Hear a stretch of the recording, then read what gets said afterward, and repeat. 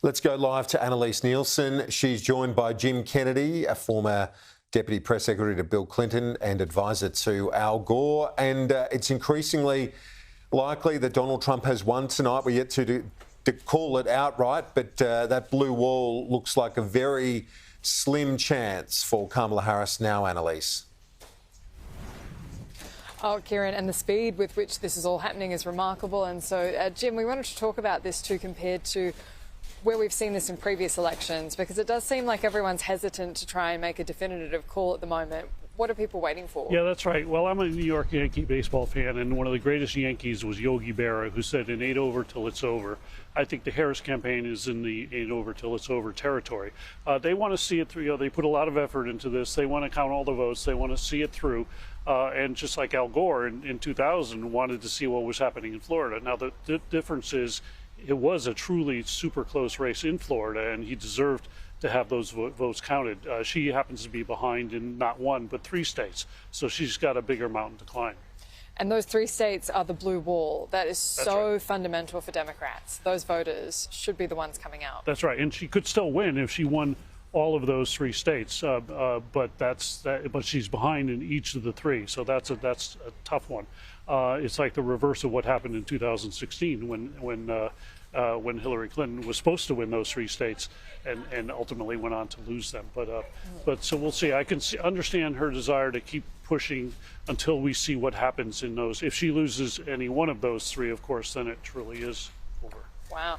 So one of the reasons we know that she's underperforming in all these states is not just watching the presidential ballots come in, it's looking at the Senate races and the congressional races. Right. We've had Larry Hogan in Maryland, looks like he's about to lose, Yep. and he's a moderate Republican, Yep. but Sherrod Brown in Ohio is out. Yep. I think they were hoping to hold on to that one. The discussion for a while had been, Right. look, he's gone. Right. Democrats aren't doing very well in some key Senate races. No, that's right. And it's somewhat reminiscent of 1980. I was working for a person running for Congress who got swept up in the Reagan landslide, and he lost that race, and I lost my job.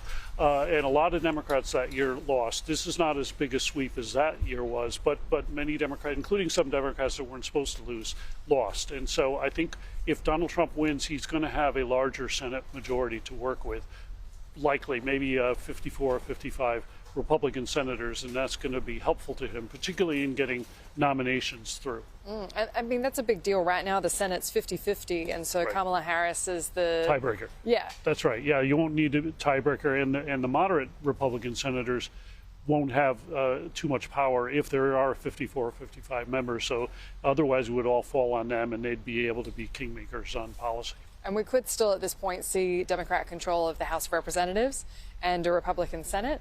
And so that would be a bit of a logjam moment. That's right. Some people would argue that's actually not bad for democracy because it helps you have the checks and balances at work. And so you don't have one party controlling everything. So there'd have to be a give and take. And we need give and take if we're going to get things done. You need both sides coming together and compromising. And Donald Trump built his business being a deal maker. Yeah. I think if he approaches this job of president with more of a spirit of compromise and deal making than even in his first term, I think he's going to be looking to his legacy. He's not going to be looking for re-election anymore. So it's up to him to make that move and to reach out and to become a deal maker, which he did in business.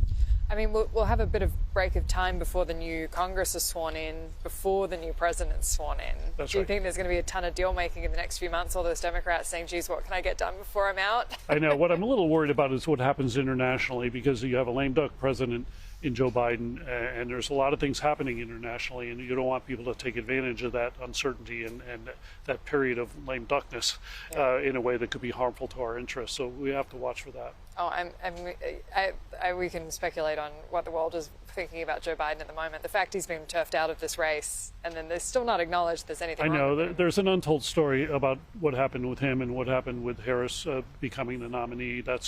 Books will be written, operas will be performed. It's going to be a big dramatic story to tell in the coming years. Oh, yeah. And I mean, Kieran, the big dramatic story here is going to be in January 20, inauguration here taking place. If Donald Trump truly has won, like we suspect he is going to, that inauguration is going to be Joe Biden handing back to Donald Trump alongside Kamala Harris having to face down Donald Trump, and then she'll have to be the one swearing him the Electoral College on January 6th, right? It's quite a moment. They're already building the platform for the inauguration. But Kamala Harris will be the president of the Senate. She'll be the one overseeing that. That's right. Same with Al Gore when he had to certify the Bush election in 2000. Jim, Annalise, thank you so much.